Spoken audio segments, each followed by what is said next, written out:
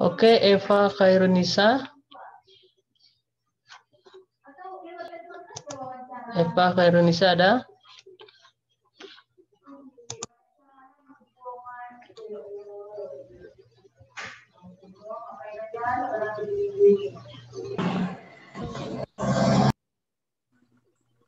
Rahmadini ada?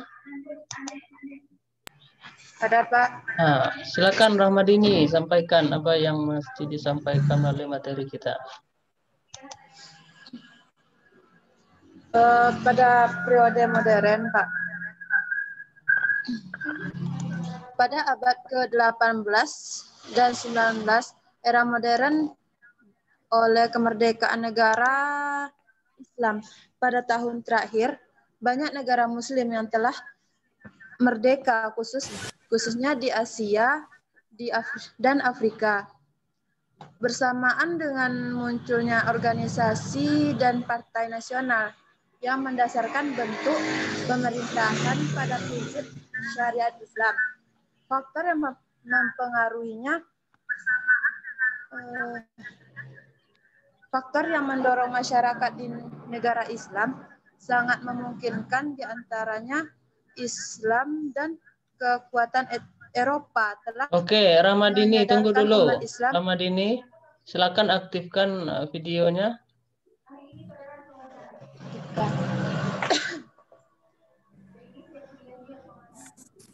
Baik, lanjutkan.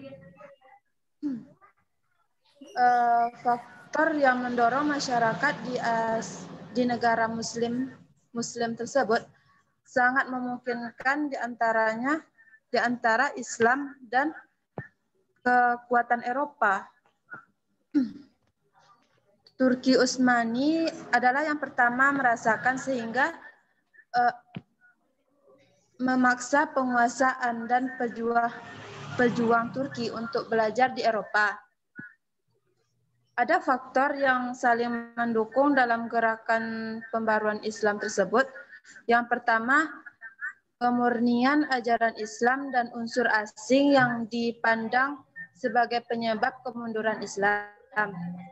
Yang kedua, gagasan pembaruan dari Barat seperti gerakan Wahabiyah di Saudi Arabia dan Afrika Utara. Dan pada abad ke-19 dan sampai 20, Pakistan merdeka pada tahun 15 Agustus 1947. Kemerdekaan Pakistan diperoleh dari penjajahan Inggris yang menyerahkan kedaulatannya di India. Mesir merdeka secara resmi dari penjajahan Inggris pada tahun 1922. Tetapi pengaruh Inggris masih besar melalui Raja Farouk. Raja Farouk Mesir merasa benar-benar sudah merdeka di bawah pemerintahan Jamal Abad Al-Nasser pada tahun 1950. Oke, kita ke Emilida dulu.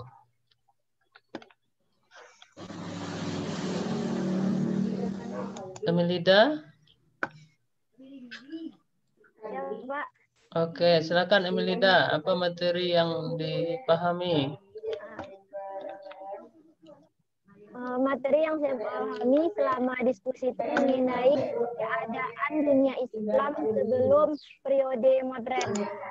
Yang pertama adalah keadaan dunia Islam ketika kedatangan penjajah. Keadaan dunia Islam pada saat itu mengalami kemunduran. Hal tersebut karena umat Islam itu mengabaikan perkembangan ilmu pengetahuan dan teknologi.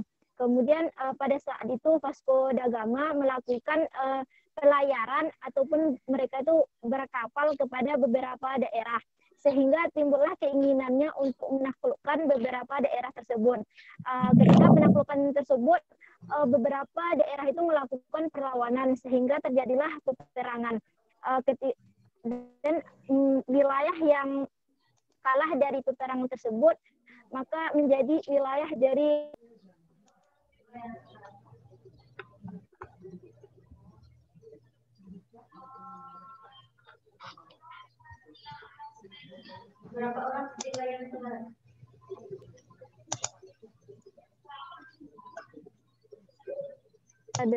Sehingga bangsa Barat pada saat itu mengalami kemajuan, sedangkan bangsa Islam itu mengalami kemunduran pada saat itu. Kemudian daerah-daerah yang dikuasai bangsa Barat yang pertama adalah daerah di Afrika, di Asia Tenggara, dan Asia Timur. Terutama Mongol, diantaranya itu Arab, Mesir, Turki Utsmani, dan sampai ke Indonesia. Selanjutnya adalah dampak dari penjajahan ini di bidang politik, seperti terjadinya politik kapitalisme, yaitu mereka itu mementingkan diri sendiri dan mengabaikan penderitaan orang lain. Kemudian di bidang ilmu pengetahuan, pada saat itu anak-anak tidak dibolehkan sekolah kecuali anak-anak dari seorang pejabat. Selanjutnya di bidang ekonomi terjadinya rakyat itu penderitaan ataupun kesengsaraan. Kemudian iktibar yang bisa diambil dari ataupun pelajaran yang diambil dari tersebut adalah kita itu harus mempertahankan tanah air kita. Kemudian dan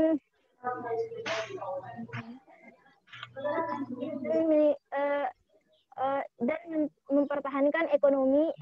Kemudian selanjutnya yang saya dapatkan dari pembelajaran tersebut adalah mengenai pembaruan. Oke, nah cukup dulu Emi. Kita ke Miftahul Rahmi.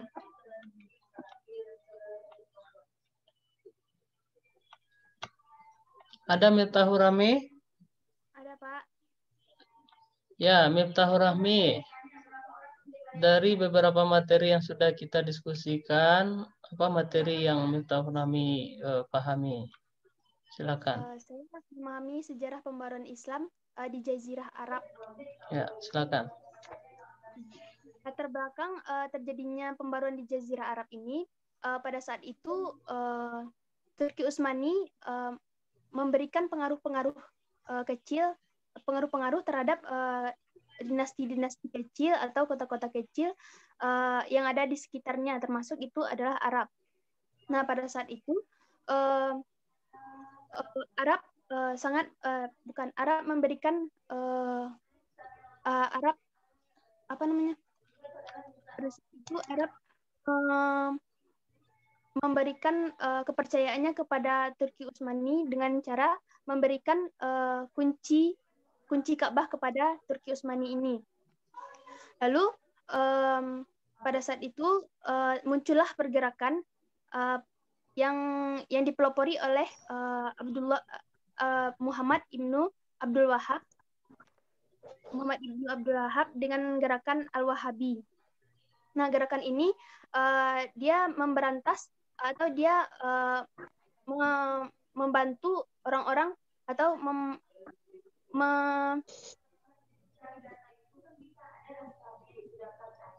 meninggalkan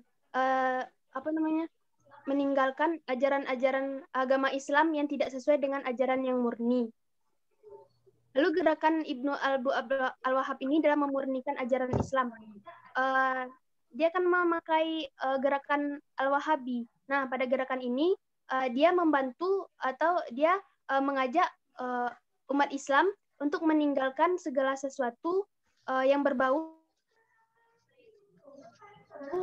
yang tidak sesuai dengan ajaran Islam murni. Baik itu adat istiadat, tarekat-tarekat, dan dia juga memberantas segala sesuatu yang telah dilakukan oleh nabi-nabi sebelumnya. Lalu selanjutnya ada biografi Ibnu Abdul Al-Wahhab ini. Dia adalah seorang Muhammad Ibnu Abdul Al-Wahhab ini lahir di Bejet tahun 1700 Masehi dan meninggal di tahun 1792 Masehi. Pembaruan di Jazirah Arab ini dia lakukan yang pertama, dia mengatakan bahwa zat yang berhak disembah itu adalah Allah Subhanahu wa taala. Jika Oke, kita ke kawan lain dulu. Ke Infal. Infal ada? Ada, Pak. Oke, Infal. Dari materi yang sudah kita diskusikan, apa yang Infal dapatkan melalui diskusi-diskusi kita? Silakan. Baik, saya sedikit memahami pada materi keadaan dunia Islam sebelum periode modern. Yang pertama, keadaan dunia Islam pada saat kedatangan penjajah. Awal mula penjajahan bangsa Barat dimulai oleh seorang pelaut Portugis yang bernama Vasco da Gama yang berpikir untuk menguasai suatu wilayah tertentu dengan perhatian utamanya ialah perdagangan yang bertujuan untuk menemukan sumber rempah, barang mewah yang kolonialisme Eropa mengancam sejarah dan identitas politik serta agama dan kultural negara Islam. Dengan dimulainya Ifal, oke, Ifal. Kok materinya melompat-lompat sehingga saya tidak bisa memahami. Coba saudara tuntaskan satu-satu dulu. Bagaimana keadaan dunia Islam sebelum datangnya orang Barat itu? Itu saudara jelaskan dulu. Dengan melompat-lompat materinya. Bagaimana dunia Islam, bagaimana orang Barat. Nah, itu yang mesti dijelaskan. Silakan.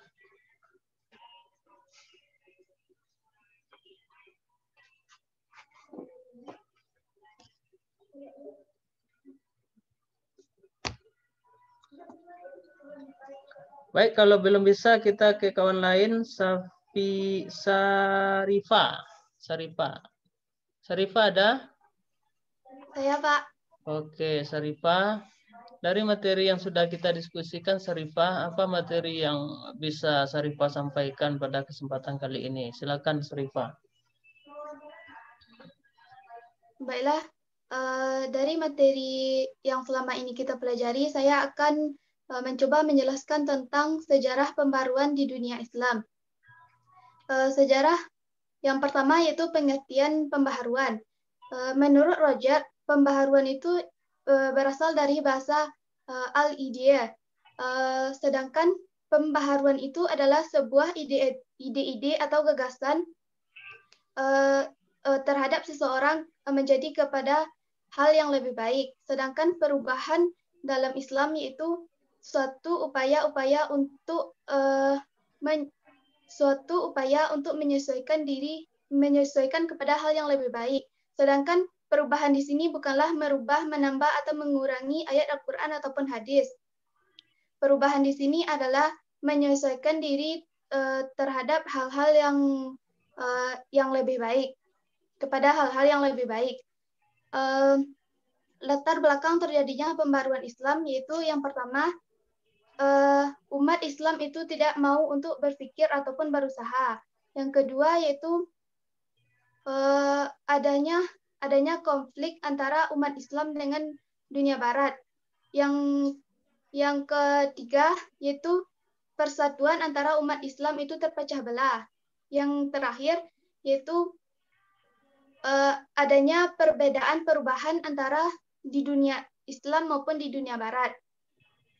Selanjutnya yaitu bentuk-bentuk. Stop dulu, Sarifah. Kita ke Rista. Ya, Pak. Rista? Saya, Pak. Oke, Ada. Rista. Dari diskusi kita, apa yang bisa Rista sampaikan berkaitan tentang gerakan-gerakan pembaruan di dalam dunia Islam? Bismillah. Saya akan menyampaikan tentang pembaharuan yang ada di Turki. Latar belakang pembaharuan yang ada di Turki itu, sebagaimana yang kita tahu kan, pada mulanya itu Turki Utsmani ini merupakan kelompok-kelompok kecil yang hanya kelompok-kelompok kecil. Kemudian akhirnya diakui sebagai negara adikuasa karena kerajaan ini berhasil menaklukkan banyak wilayah seperti Utara Afrika, Barat Asia, serta Timur Eropa.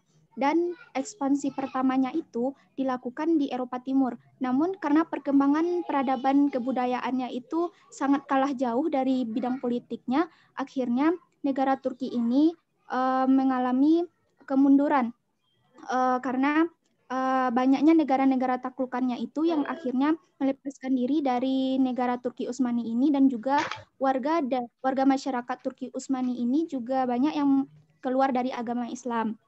Nah, karena hal tersebutlah Turki Utsmani itu mengalami kemunduran, dan pada tahun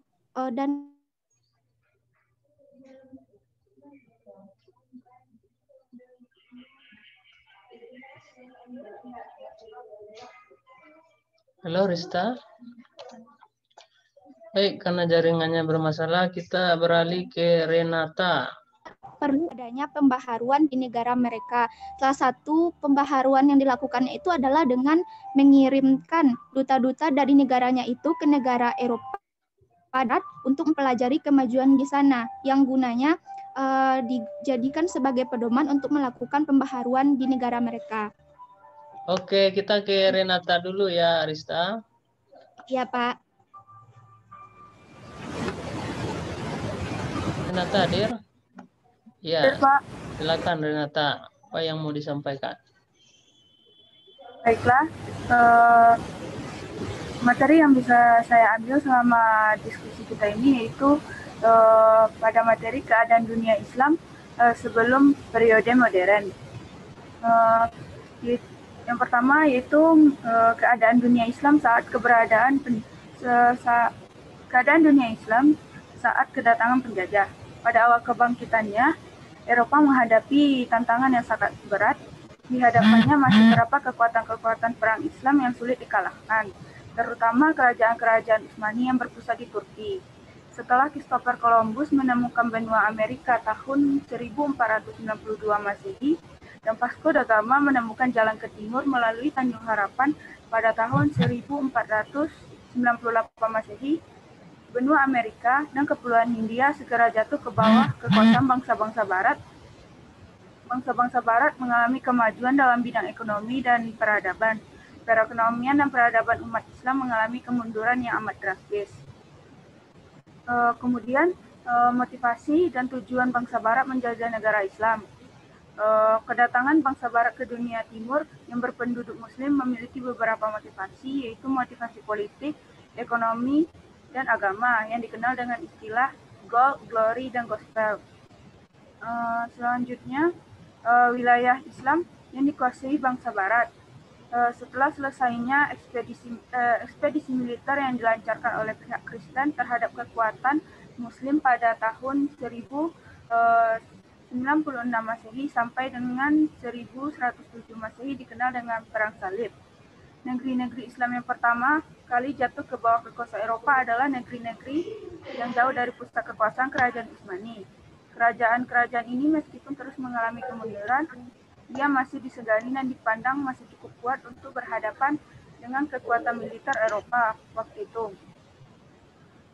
Negeri-negeri Islam yang pertama dikuasai Barat itu adalah negeri-negeri Islam di Asia Tenggara di anak benua Hindia.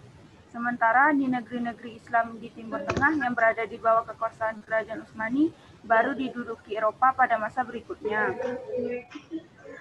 Dalam waktu yang tidak lama, kerajaan-kerajaan besar Eropa sudah membagi-bagi seluruh dunia Islam. Inggris merebut India dan Mesir, Rusia menyeberangi Kaukasus dan menguasai Asia Tengah, Prancis menaklukkan Afrika Utara, dan bangsa-bangsa Eropa lainnya mendapat bagian dari warisan Islam tersebut. Oke, Renata, cukup dulu ya. Kita ke Tania. Saya, Pak. Ya, Tania. Dari diskusi kita, apa materi yang bisa Tania sampaikan pada hari ini? saya akan membahas tentang sejarah peradaban Islam di India. Latar belakang yang mengakibatkan pembaharuan di India ini adalah yang pertama, yaitu bercampur baurnya keagamaan Persia, Hindu, dan animisme. Yang kedua yaitu terjadinya pertentangan antara agama Hindu dengan Islam. Selanjutnya yaitu terjadinya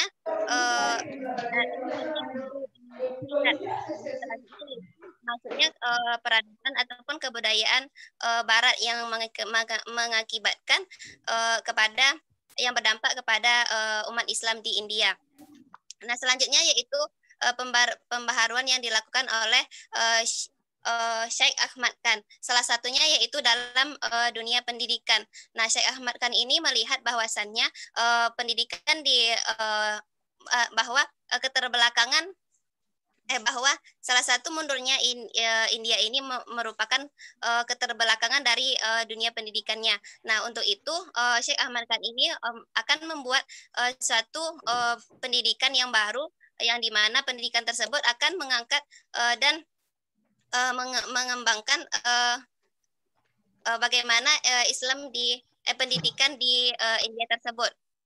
Selanjutnya yaitu pembaharuan gerakan Aligarh. Nah, pembaharuan gerakan Aligarh ini dipimpin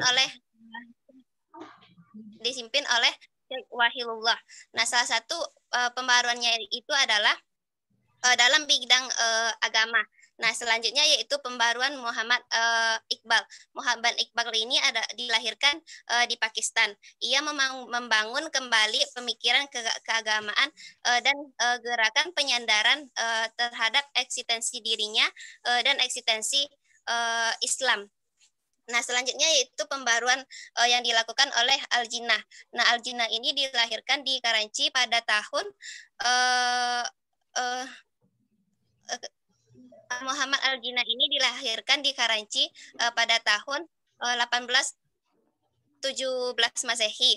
Nah, ia merupakan pelopor dari salah satu pendiri negara Pakistan. Oke, cukup dulu Tania. Kita ke Fikrul Arif.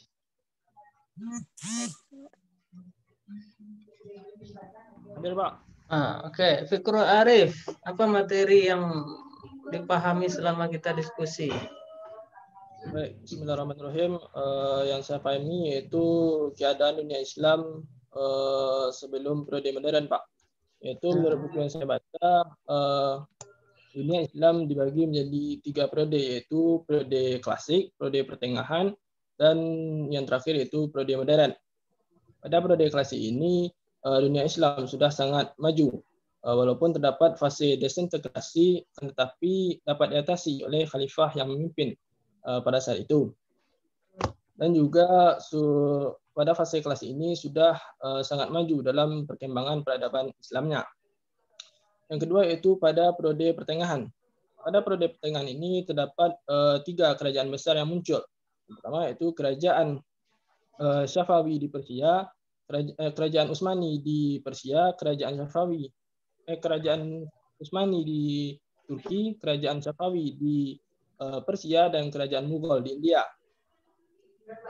Pada periode pertengahan ini sangat maju dibandingkan dari periode klasik, di mana perkembangan dan kemajuan di bidang pertengahan ini dapat kita lihat di bidang literatur serta arsitektur, di mana masjid-masjid serta gedung-gedung yang indah yang terdapat pada zaman ini dapat kita lihat di Istanbul dan juga Tibris, serta kurangnya pada fase ini yaitu dalam bidang ilmu pengetahuan, karena di bidang dan juga motivasi serta tujuan negara Barat menjajah negara Islam, yaitu motivasinya yang pertama adalah faktor ekonomi.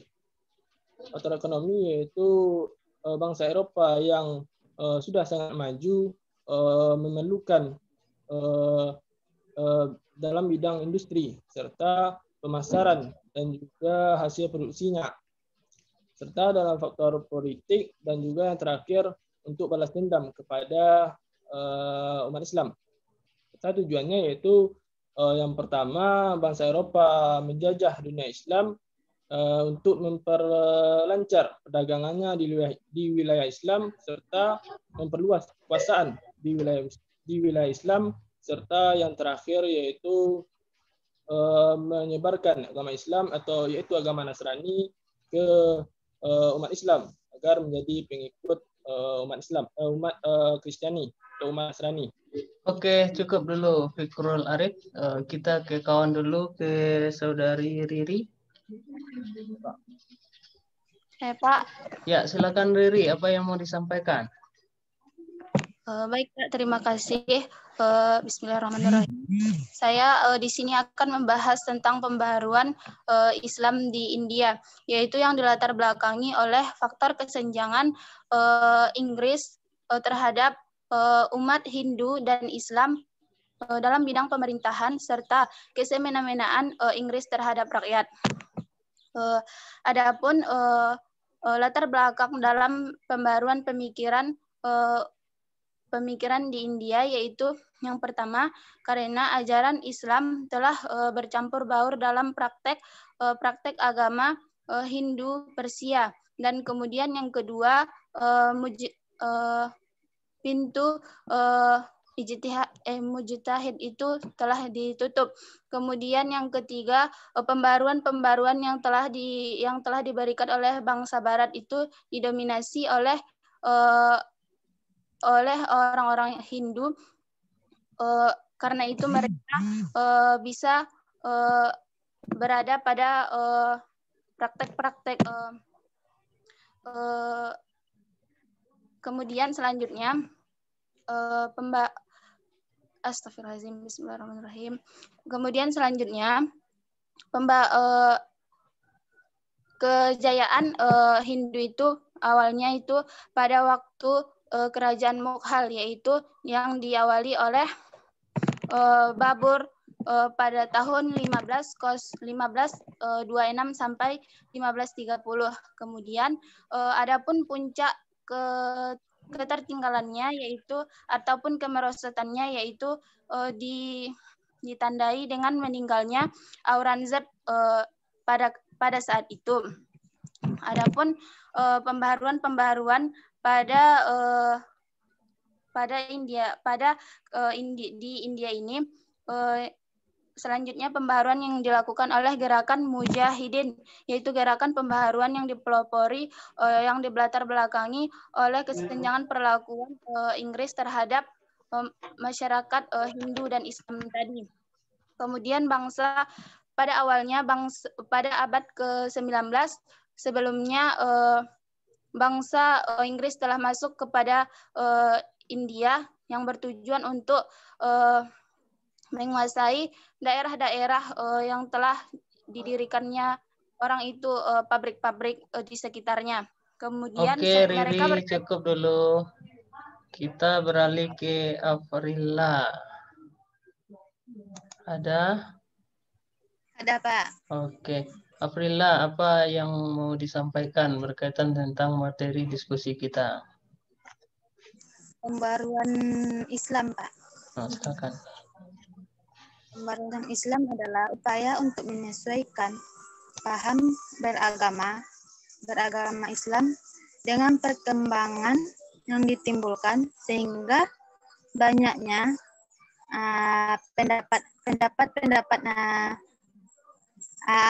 pendapat masyarakat yang lain, sehingga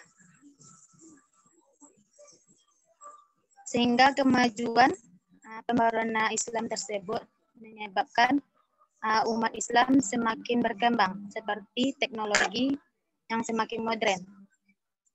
Bentuk-bentuk pembaruan dalam dunia Islam yaitu pemikiran keagamaan, pemikiran kependidikan, pemikiran politik, dan pembaruan hukum.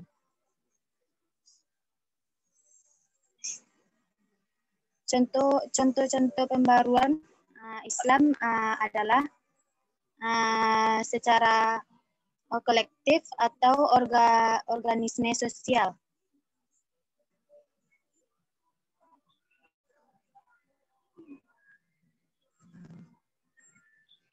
Mungkin cuma itu yang dapat saya sampaikan, Pak. Baik, makasih Aprilia. Kita ke Sylvia Putri. Hadir, Pak. Hadir.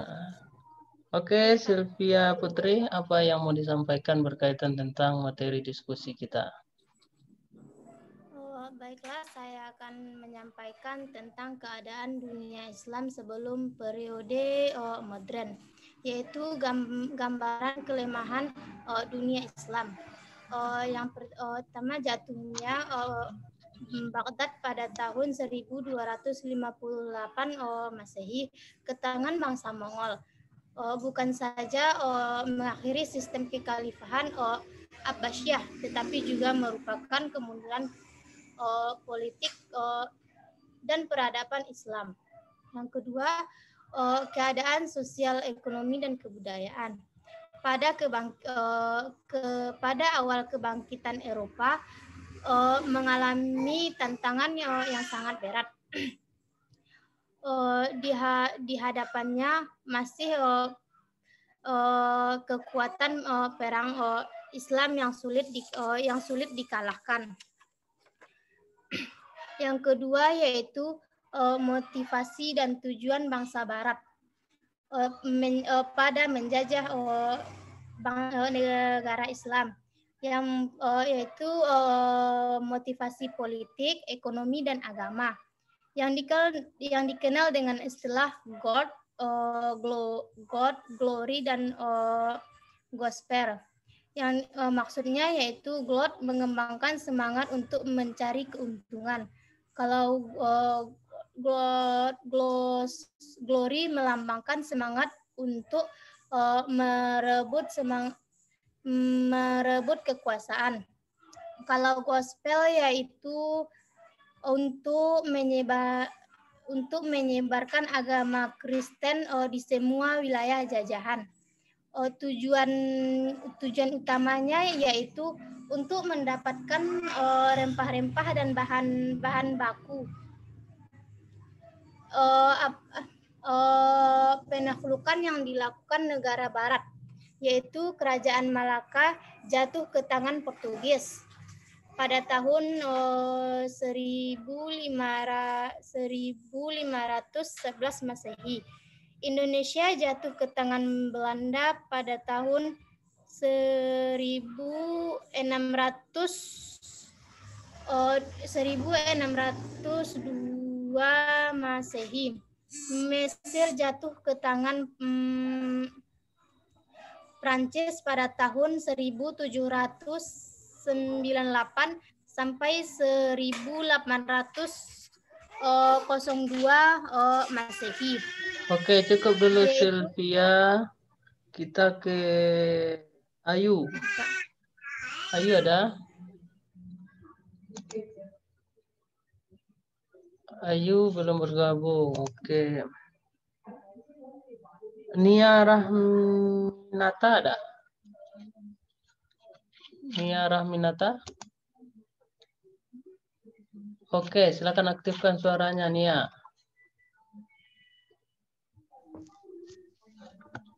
Silakan Nia, apa yang mau disampaikan tentang diskusi kita? Yaitu keterbelakangan dunia Islam pada saat modern, yaitu yang pertama yaitu keadaan umat Islam pada saat kedatangan penjajah. 3 kerajaan besar yaitu Turki Utsmani, Safawi dan Mughal dapat memulihkan kembali kepemancarannya pada mata dunia internasional, sehingga hal tersebut banyaknya pemberontakan yang sangat sulit dikendalikan dikarenakan tidak adanya kepala pemerintah yang militeran dan tidak adanya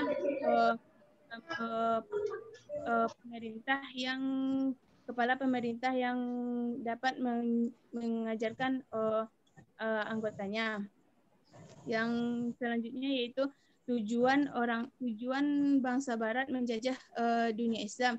Yang pertama yaitu tujuan bangsa Barat menjajah dunia Islam dikarenakan banyaknya orang-orang Islam menemukan hal-hal baru atau menemukan penemuan-penemuan yang baru sehingga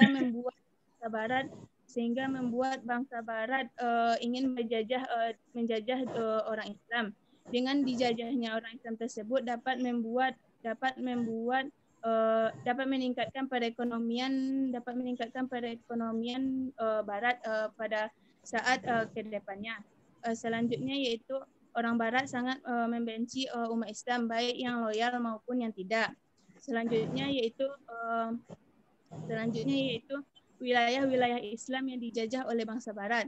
Yang pertama yaitu Anatolia, yang kedua Mesir, yang ketiga Asia Tengah, Persia, Mesir, India, dan Asia Tenggara beserta Afrika. Selanjutnya yaitu dampak penjajahan Barat terhadap dalam bidang ekonomi dan politik. Dampak penjajahan Barat dalam bidang ekonomi dan politik yaitu dengan dijajahnya orang Islam oleh bangsa Barat, yaitu menimbulkan banyaknya kemerosotan dan banyaknya percecokan yang sangat sulit dikendalikan. Salah satunya yaitu menghilangkan kemerosotan dalam bidang ekonomi, hilangnya monopoli perdagangan antara orang Barat dan Timur dari tangan orang Islam. Oke Nia, cukup dulu. Kita ke Anissa. Baik Pak. Oke Anissa, silakan apa yang mau disampaikan. Baiklah, saya akan menjelaskan pembaharuan Islam di Jazirah Arab.